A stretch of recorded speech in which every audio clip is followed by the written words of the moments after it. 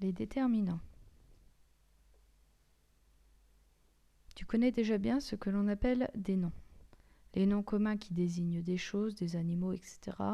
comme table, chien, maison. Et les noms propres qui s'utilisent pour nommer des lieux, des personnes, etc. Ces derniers prennent une majuscule comme Paris, Caroline ou autre. Par exemple, Tour Eiffel contient un nom commun avec Tour et un nom propre avec Eiffel, et on retrouve la majuscule. Les noms communs s'accompagnent de petits mots appelés déterminants. Il est placé devant le nom commun et permet de connaître le genre et le nombre du nom.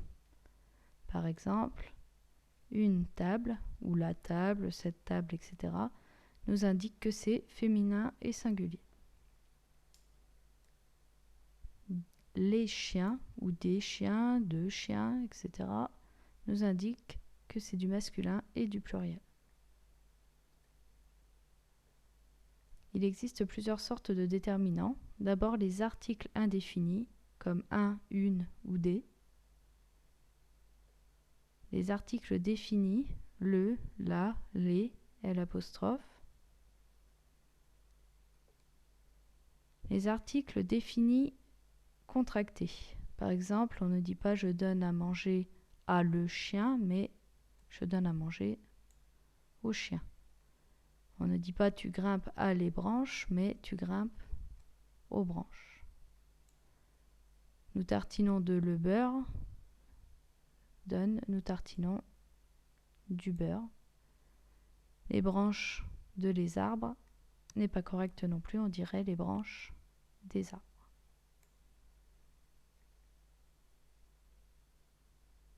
Les déterminants possessifs indiquent que ce dont on parle appartient à quelqu'un ou quelque chose, comme mon, ma, mes, notre, non.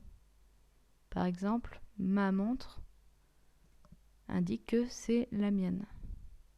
Nos chaussures indiquent que ce sont les nôtres.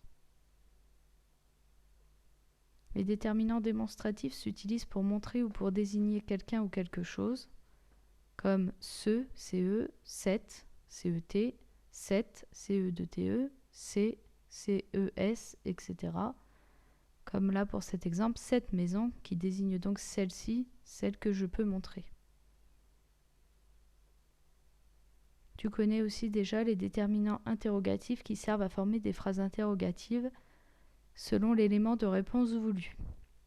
Pour les réponses différentes de oui ou de non, bien sûr, comme par exemple « Quel bonbon choisis-tu » ? « Quand partez-vous » ? « Qui viendra avec nous ?» Ces déterminants interrogatifs sont aussi parfois appelés pronoms interrogatifs.